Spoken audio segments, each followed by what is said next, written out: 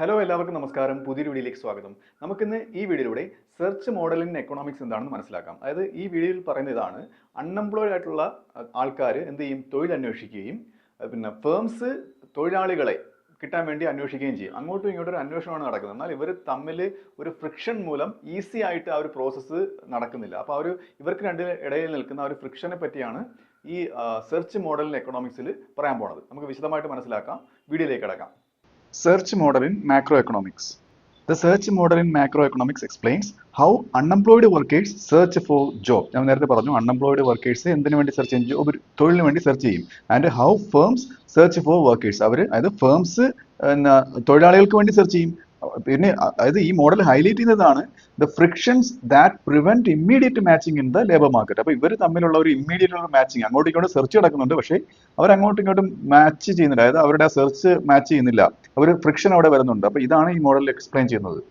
ഇതിലെ key idea എന്ന് പറയുന്നത് ജോബ് മാച്ചിങ് ടേക്സ് ടൈം. അതായത് ജോബ് മാച്ചിങ്, അതായത് ഒരാൾ സെർച്ച് ചെയ്ത് ജോബ് കണ്ടുപിടിക്കുന്നതിനും ഒരു ഫേം ഒരു തൊഴിലില്ലാത്ത ഒരാളെ, അതായത് ഒരാളെ പണിക്കെടുക്കുന്നതിനും ആ ഒരു മാച്ചിങ് വരുന്നതിന് സമയം എടുക്കുമെന്നാണ് പറയുന്നത്. Unlike classical models where markets clear instantly. അതായത് ക്ലാസിക്കൽ മോഡലിൽ പെട്ടെന്നാണ് മാർക്കറ്റ് ക്ലിയർ ആവുന്നത്. ലേബർ മാർക്കറ്റിൽ പെട്ടെന്നാണ് ആൾക്കാർ തൊഴിൽ തേടി അത് കണ്ടുപിടിക്കുന്നത്. The search model recognise that. എന്നാൽ ഈ സെർച്ച് മോഡലിൽ കണ്ടുപിടിക്കുന്നത് അവർ പറയുന്നത് എന്തൊക്കെയാണ്? Workers don't find job instantly. ക്വിക്കായിട്ട് വർക്കേഴ്സ് ജോലി കണ്ടെത്തില്ല. Firms don't immediately fill vacancies. അവരുടെ വേക്കൻസീസ് പെട്ടെന്ന് അവർ ഫില്ല് ചെയ്യത്തുമില്ല. അത് ഒരു തൊഴിലവസരം ഉണ്ടെന്നുണ്ടെങ്കിൽ അത് പെട്ടെന്ന് ആളിനെ കിട്ടത്തില്ല. There is imperfect information and time needed to search. അതൊരു വാസ്തവമായിട്ടുള്ള കാര്യമുണ്ട്. ഒരുപാട് സമയം എടുക്കും ഇത് കറക്റ്റ് ആയിട്ടുള്ള ഒരു തൊഴിലാളിയെ കണ്ടെത്തുന്നതിനും അല്ലെങ്കിൽ ഒരു തൊഴിലാളിക്ക് ഒരു ഫേമിൽ ജോയിൻ ചെയ്യുന്നതിനും. ഓക്കെ, അതൊരു ഇംപെർഫെക്റ്റ് ഇൻഫർമേഷൻ ആണ് ആൾക്കാരുടെ കയ്യിലുള്ളത്. ഇൻഫർമേഷൻ കറക്റ്റ് ആയിട്ട് വരുമ്പോഴേ ഈ മാച്ചിങ് നടക്കത്തുള്ളൂ. ഇനി ഇതിൽ ചില പ്രധാനപ്പെട്ട കമ്പോണൻസ് പറയുന്നുണ്ട്. അത് ഓരോന്നായിട്ട് നമുക്ക് പരിശോധിക്കാം. അത് ആദ്യത്തെ കമ്പോണന്റ് എന്ന് പറയുന്നത് അൺഎംപ്ലോയിഡ് വർക്കേഴ്സ് ആണ്. ഞാൻ ആദ്യമേ പറഞ്ഞു കഴിഞ്ഞു. അതായത് ഇവരെന്ത് ചെയ്യും? Choose whether to accept a job or continue searching based on the wage offer. Okay, wage ഓഫറിന്റെ ബേസിൽ അവർ ജോലി വീണ്ടും ഇങ്ങനെ സെർച്ച് ചെയ്യണോ, അല്ലെന്നുണ്ടെങ്കിൽ ഒരു ജോബ്, ഒരു തൊഴിലവസരം അക്സെപ്റ്റ് ചെയ്യണോ എന്നുള്ളത് അവരുടെ ഒരു ചോയ്സ് ആണത്. എവിടെയാണ് അവർക്ക് നല്ല ഒരു പല ഫാക്ടർ ഉണ്ടല്ലോ, അവർക്ക് ശമ്പളം, അവരുടെ പോയി വരാനുള്ള ദൂരം, അങ്ങനെ ഒരുപാട് ഫാക്ടർ വെച്ചിട്ട് അവർ ഇങ്ങനെ ഒരു തീരുമാനത്തിലെത്തും. Okay, have reservation wage. Okay, ഇവർക്ക് എന്തുണ്ട്?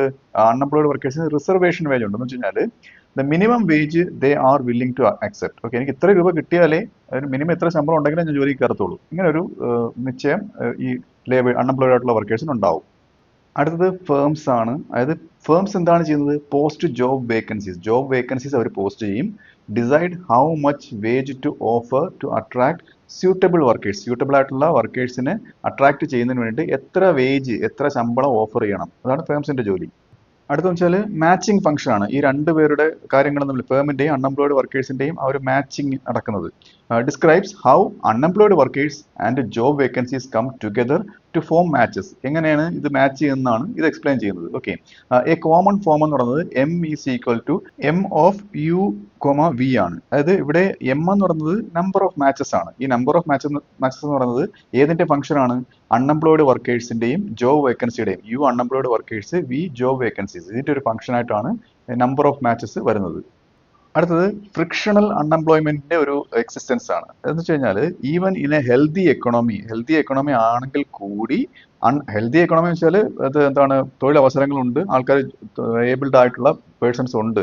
അങ്ങനെ ഒരു എക്കണോമി ആണെങ്കിൽ കൂടി unemployment exist because searching takes time. അതായത് സെർച്ചിങ് ടൈം എടുക്കുന്നത് കൊണ്ട്, തൊഴിലവസരങ്ങൾ കണ്ടെത്താൻ സമയം എടുക്കുന്നതുകൊണ്ട് അൺഎംപ്ലോയ്മെന്റ്, താൽക്കാലികമായിട്ടുള്ള ഒരു തൊഴിലില്ലായ്മ ഉണ്ടാകും. ഈ തൊഴിലില്ലായ്മയ്ക്ക് ഒരു പേര് പറയും.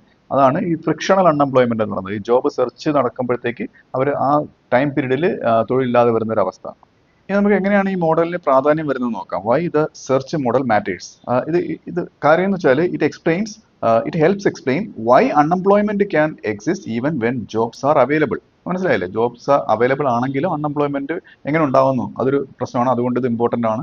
അടുത്തത് how unemployment benefits or minimum wages. അതായത് അൺഎംപ്ലോയ്മെന്റ് ബെനിഫിറ്റ്സ് അല്ലെന്നുണ്ടെങ്കിൽ മിനിമം വേജ്, ഇത് രണ്ടും തീരുമാനിക്കുന്നത് ഗവൺമെന്റ് ആണ് കേട്ടോ. അപ്പം അൺഎംപ്ലോയ്മെന്റ് ബെനിഫിറ്റ് ഒരുപാട് കൊടുത്തു കഴിഞ്ഞാൽ അവർ പണിക്ക് പോകത്തില്ല, അതും മേടിച്ചുകൊണ്ട് വീട്ടിൽ ഇരിക്കും. ഓക്കെ, അല്ലെങ്കിൽ മിനിമം വേജ്, ഇതും ഗവൺമെന്റ് ഫിക്സ് ചെയ്യുന്നതാണ്. ഇത്ര ശമ്പളം ഒരു തൊഴിലാളിക്ക് കൊടുക്കണം എന്നുള്ളത്. ഓക്കെ, ഈ അൺഎംപ്ലോയ്മെന്റ് ബെനിഫിറ്റ് അല്ലെന്നുണ്ടെങ്കിൽ minimum wage influence job search behaviour. ഇത് എന്തിനെ? ഈ ജോബ് ജോബ് സെർച്ച് ബിഹേവിയറിനെ എങ്ങനെ ബാധിക്കും എന്നുള്ളത്. ഓക്കെ, അപ്പം മനസ്സിലായില്ലേ? അപ്പം ഇങ്ങനെ ഒരു കാര്യം ഇത് എക്സ്പ്ലെയിൻ ചെയ്യുന്നുണ്ട്. അടുത്തത് how labour market policies affect matching efficiency. Labour market policies ഉണ്ട്. ലേബർ മാർക്കറ്റിന് കുറച്ച് പോളിസി ഉണ്ട്. അവർ തൊഴിലാളികൾക്ക് ട്രെയിനിങ് കൊടുക്കുക, ജോബ് സെന്റേഴ്സ് ഒക്കെ ഉണ്ട്, അതായത് ആൾക്കാർക്ക് തൊഴിൽ അവസരങ്ങളെ കുറിച്ചുള്ള ന്യൂസ് ഒക്കെ എത്തിച്ചു കൊടുക്കുക. ഓക്കെ, അപ്പൊ ഇങ്ങനെയുള്ള ലേബർ മാർക്കറ്റ് പോളിസീസ് ഈ മാച്ചിങ് എഫിഷ്യൻസിയെ എങ്ങനെ ബാധിക്കുന്നു, എങ്ങനെ അഫക്ട് ചെയ്യുന്നു എന്നുള്ളതൊക്കെ ഇത് എക്സ്പ്ലെയിൻ ചെയ്യുന്നുണ്ട്. ഇനി ഒരു ഡയഗ്രാം വരുന്നുണ്ട്, നമുക്ക് ആ ഡയഗ്രാം പരിശോധിക്കാം. ഈ ഡയഗ്രാം കാണിക്കുന്നത് വി, അതായത് വേക്കൻസീസും യു അൺഎംപ്ലോയ്മെന്റും. ഓക്കെ, അതായത് വൈ ആക്സിസിലാണ് വേക്കൻസീസ് കൊടുത്തിരിക്കുന്നത്, എക്സ് ആക്സിലാണ് അൺഎംപ്ലോയ്മെന്റ് കൊടുത്തിരിക്കുന്നത്.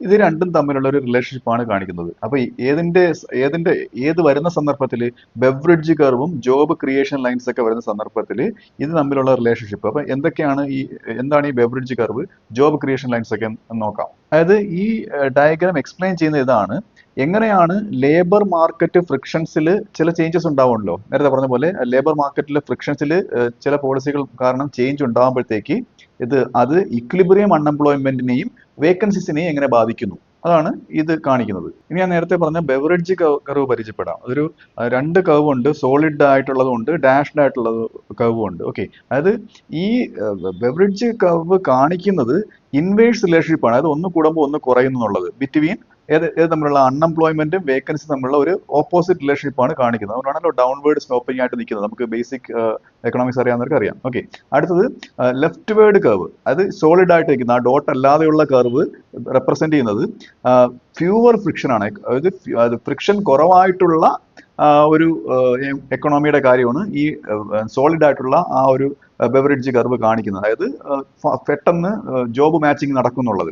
ഇനി അടുത്ത ഡാഷ്ഡ് ആയിട്ടുള്ള ആ ബെവറേജ് കർവ് കാണിക്കുന്നത് ഫ്രിക്ഷൻ ഉള്ള, അതായത് ഔട്ട്വേർഡ് ആയിട്ടുള്ള ഫ്രിക്ഷൻ കൂടുമ്പോഴാണ് ഇങ്ങനെ ഔട്ട്വേർഡ് ആയിട്ട് ഷിഫ്റ്റ് ചെയ്യുന്നത്. ഓക്കെ, അപ്പം അവിടെ സ്കിൽ മിസ്മാച്ചസ് ഉണ്ട്, പിന്നെ ലേബർ ലോസ് ഒക്കെ കാരണം, അല്ലെന്നുണ്ടെങ്കിൽ എഫക്റ്റീവ് ആയിട്ടുള്ള ജോബ് പ്ലേസ്മെന്റ് ഒക്കെ കാരണം, അതിൻ്റെയൊക്കെ ഒരു ലാക്ക് കാരണം, എഫക്റ്റീവായിട്ട് ജോബ് പ്ലേസ്മെന്റ് നടക്കാത്തതൊക്കെ കാരണം ഒരു ഫ്രിക്ഷൻ വരുന്നത് കൊണ്ടാണ് ഇത് റൈറ്റ് വേർഡ് ആയിട്ട് ഈ കർവ് ഷിഫ്റ്റ് ചെയ്ത് ഈ ഡോട്ടഡ് ലൈനിൽ കാണിച്ചിരിക്കുന്നത്.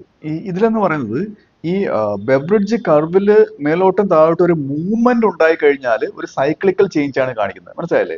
അത് സൈക്ലിക്കൽ ആയിട്ടുള്ള ഒരു എക്കണോമിയുടെ സൈക്ലിക്കൽ ആയിട്ടുള്ള ഒരു ചേഞ്ച് ആണ്. അതിന്റെ ഒരു എക്കണോമിക് ആക്ടിവിറ്റി കൂടുകയും കുറയുകയും ചെയ്യുമ്പോഴാണ് ഈ കർവിൽ കിടന്ന് അങ്ങോട്ടും ഇങ്ങോട്ടും മൂവ് ചെയ്യുന്നത്. എന്നാൽ ഷിഫ്റ്റ് ആവുന്നത് എന്താണ് റെപ്രസെന്റ് ചെയ്യുന്നത്? സ്ട്രക്ചറൽ ചേഞ്ച് ആണ് റെപ്രസെന്റ് ചെയ്യുന്നത്. ലേബർ മാർക്കറ്റിൽ ഘടനാപരമായിട്ടുള്ള ഒരു മാറ്റം ഉണ്ടാകുമ്പോഴാണ് ഈ ഒരു ഷിഫ്റ്റ് ഉണ്ടാവുന്നത്. അപ്പോൾ ഷിഫ്റ്റ് വരുമ്പോഴത്തേക്കാണ് അവിടെ ഒരു റൈറ്റ് വേർഡ് ഷിഫ്റ്റ് ആകുമ്പോഴത്തേക്ക് അവിടെ ഒരു ഫ്രിക്ഷൻ വരികയാണ് ചെയ്യുന്നത്. ഇനി നമുക്ക് ജോബ് ക്രിയേഷൻ ലൈൻസ് പരിചയപ്പെടാം. ഓക്കെ, അതായത് ഇത് അപ്വേർഡ് സ്ലോപ്പിംഗ് ആയിട്ടുള്ള സ്ട്രെയിറ്റ് ലൈൻ ആണ്, നമുക്ക് കാണാം. ഓക്കെ, അതായത് ഇത് പറയുന്നത് കോമ്പിനേഷൻസ് ഓഫ് ഏതിന്റെ യുവിന്റെയും വിയുടെയും, അതായത് അൺഎംപ്ലോയ്മെന്റിന്റെയും വേക്കൻസിയുടെ ഒരു കോമ്പിനേഷൻ ആണ് ഇത് കാണിക്കുന്നത്. ഓക്കെ, അതായത് ഇവിടെ സോളിഡ് ആയിട്ട് നിൽക്കുന്ന ആ ലൈനാണ് ലോവർ ജോബ് ക്രിയേഷൻ ലൈൻ എന്ന് പറയുന്നത്. അവിടെ ജോബ് ക്രിയേഷൻ കുറവാണ്. ഓക്കെ, അവിടെ ലോവർ അഗ്രിഗേറ്റ് ആയിട്ടുള്ള അഗ്രിഗേറ്റ് ആക്ടിവിറ്റി ഒക്കെ ലോവർ ആയിരിക്കും. കാര്യം അവിടെ ജോബ് ക്രിയേഷൻ കുറവായതുകൊണ്ട്. അപ്പോഴത്തേക്ക് അവിടെ ഇങ്ങനെ വരുമ്പോഴത്തേക്ക് ഇൻസെന്റീവ്സ്, ജോബ് ക്രിയേറ്റ് ചെയ്യാനുള്ള ഇൻസെന്റീവ്സ് കുറവാണ്, അൺഎംപ്ലോയ്മെന്റ് ഹൈ ആണ്. ഓക്കെ, അതാണ് ഈ സോളിഡ് ആയിട്ടുള്ള ലൈൻ കാണിക്കുന്നത്. ഇനി അടുത്ത ആ ഡാഷ്ഡ് ആയിട്ടുള്ള, അതായത് ഡോട്ട് ആയിട്ടുള്ള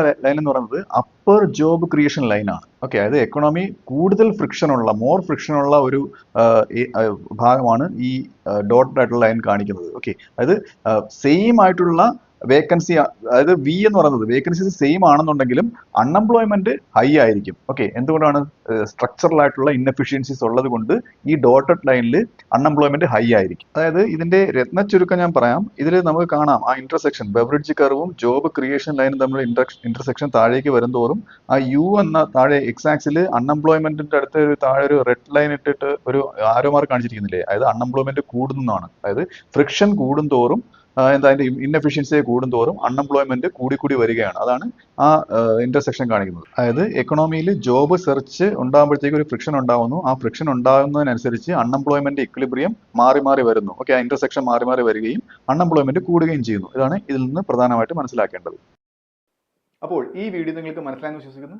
അടുത്ത വീഡിയോയുടെ മറ്റൊരു വിഷയമായി വീണ്ടും കാണാം.